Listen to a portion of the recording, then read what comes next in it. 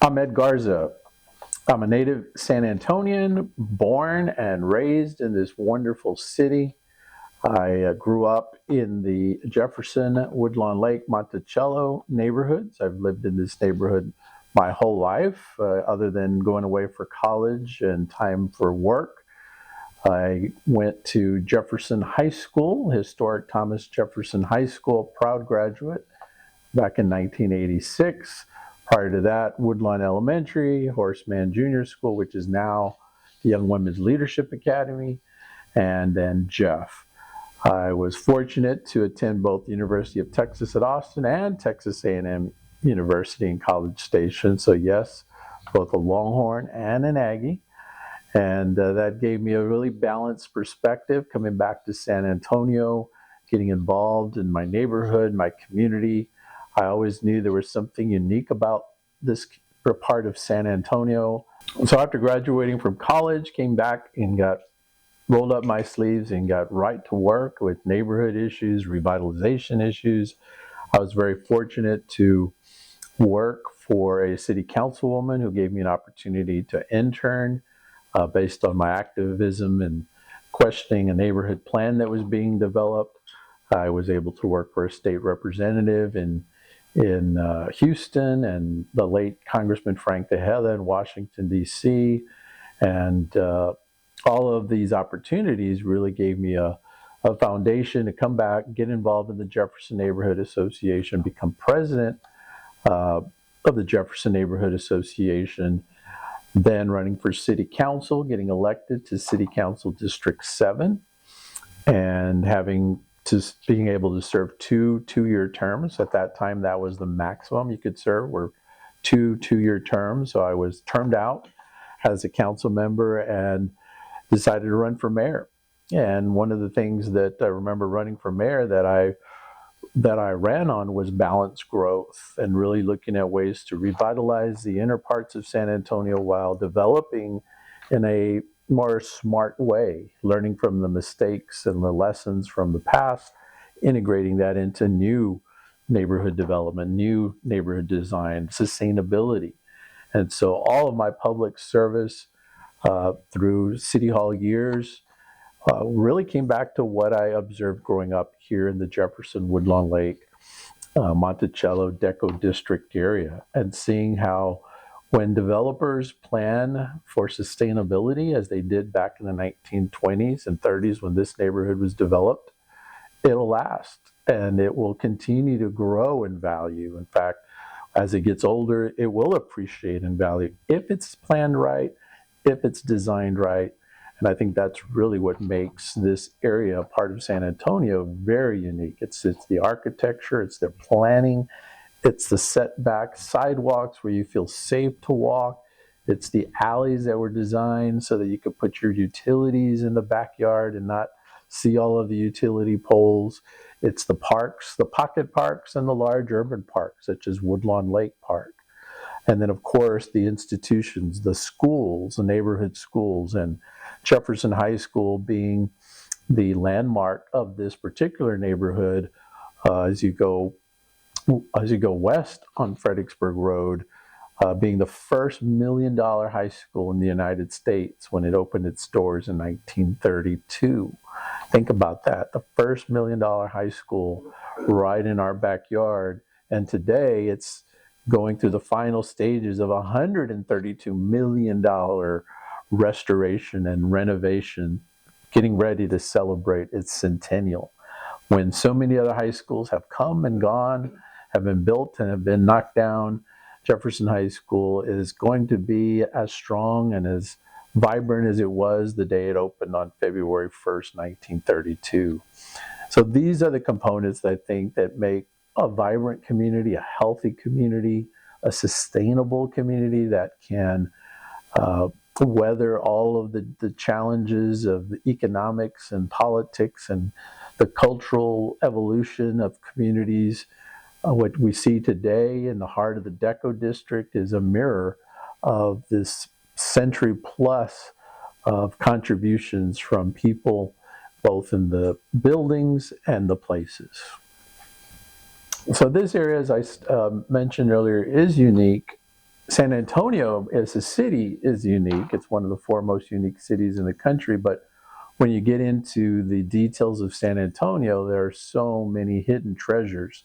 The Deco District and the Jefferson Woodlawn Lake, Monticello Park neighborhoods are a big part of the mosaic of San Antonio, and perhaps the brightest in terms of its richness and culture and its preservation of what makes this place special. The community is like a small town within a big city, and it not only has opportunities that welcome everyone, it has styles that appeal to different people of different backgrounds, whether it, again, the architecture, the neighborhood, the buildings, the parks themselves all offer something different for locals and visitors alike. And when you see it reflected in the arts and in the culture along the corridor, it really starts to come to life. During my days as a city council member and as mayor, the reason that this area became such a high priority and focus was the Fredericksburg Road corridor had a historical past with the old Spanish Trail from Florida to California, going right down the middle of this neighborhood. But Fredericksburg Road also was a main artery. Before the interstate highways, this was the major northwest thoroughfare from downtown San Antonio out to Fredericksburg, Texas, and the Hill Country. And so this corridor has had decades of commerce and businesses and trade, but it's always been in the heart of neighborhoods. And that's why the focus to revitalize this area became so important in the 1980s with the Federal Economic Development Administration, or EDA, infrastructure grant that went in to bury some of the utility poles in about a 7-block area that today is transformative.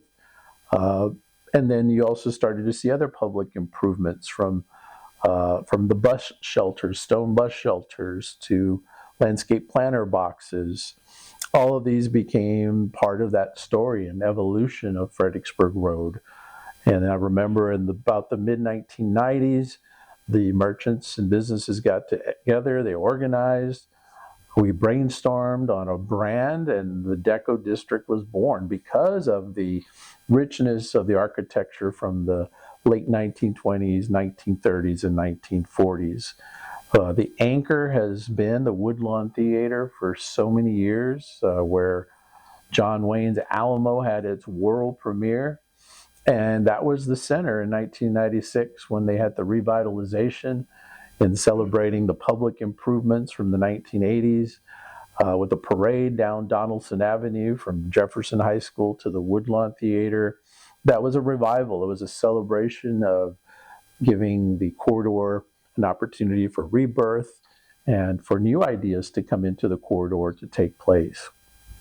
What makes it special, I think, is the variety of not only businesses, but also all the different types of places, restaurants, the different types of food you can taste along the corridor. If you want to walk, you can walk and stop and play miniature golf at Coolcrest, which again is another icon and an anchor here along the corridor. But every block that you go, there's a new treasure, there's a different story, there's so much history that this is an opportunity not only for locals to explore, but those coming from out of town and coming to San Antonio and adding that extra half a day or day to come along Fredericksburg Road, come to the Deco District, and to discover not just what's along the corridor, but on both sides of Fredericksburg Road in the Keystone, Fulton, Hildebrand corridors, getting into the Tobin Hill area and Five Points, but also on the Woodlawn Lakeside and Jefferson Monticello Park, and going up northwards towards Wonderland of America. Specifically, the Deco building at the corner of Fulton and Fredericksburg Road at Zarzamora has been an anchor of the Deco District. The building itself was covered up during several decades of remodeling and revitalization. And when I was on the city council in the 90s, it started to look tired. There were a lot of vacant spaces, storefronts, and just a mirage of different styles. And it wasn't very appealing. It wasn't safe. And so the city of San Antonio, with the support of the voters, approved a bond program that renovated the Deco building, taking off those old facades and really bringing back to life the original Art Deco architecture style that was hidden behind many of these facades. This also became the signature, the catalyst in the rebirth of the Deco District, and it has housed art agencies, art organizations, police storefront, architecture firm. It's a creative place, a creative space for people to come and to really see the vision, not only of what the history is of this area, but really the vision of the future for the Deco District revitalization for many years to come. Some of the challenges, I think, for any corridor is to remain relevant. And I think that for the Deco District, it has seen its highs and lows, and it's gone up and down several times since then. I think in order for the corridor to stay relevant is to continue to attract people, to continue to attract residents and visitors to come and explore the space and to contribute the visions that they have for individual storefronts, for the corridor as a whole, but to continue to make sure that it stays relevant to the needs of the community, of the neighborhood. And so part of the opportunity is that it has so much square footage of space, so much opportunities for new residents, new businesses to come and to leave their mark of what they would like this corridor to become. I think finally, first I want to thank the Texas Commission of the Arts for designating this as a cultural corridor. What the cultural corridor will do for Deco District and the surrounding areas is allow it to continue to have this energy and to reinstill the revitalization efforts that many times do take time.